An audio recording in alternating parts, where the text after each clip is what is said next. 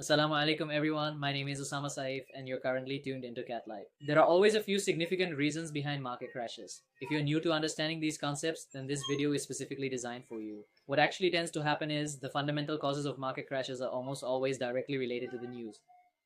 Alright, people do have their reactions when inflation in any country has risen to very high levels and interest rates also see a significant increase, then considerable pressure is generated in the market, which ultimately leads to market crashes. Alright, how exactly are we supposed to gauge these matters, these underlying reasons? That's what we'll be talking about today. You must have observed the conflict between Russia and Ukraine, which has led to numerous significant shifts in the global market.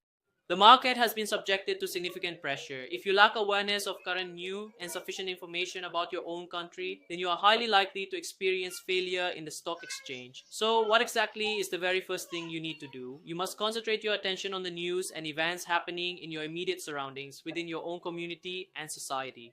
Oh, what's happening in other countries, how a company's shares are performing. Alright, if you don't keep your focus, don't maintain discipline, you can't be in the stock market. What do you often do? A small piece of news comes and you panic.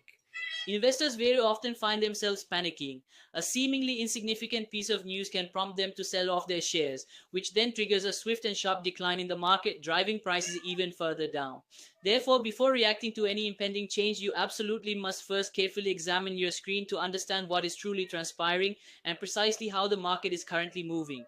What do they do first? They first focus on the news and then they sell off their shares. First, you must pay close attention to your screen. It is the screen itself that truly teaches a person. Alright, if you are new to this and you don't possess much knowledge, then please go ahead and subscribe to my channel. God willing, my online classes are about to begin and I will provide you with complete knowledge that you won't be able to find in any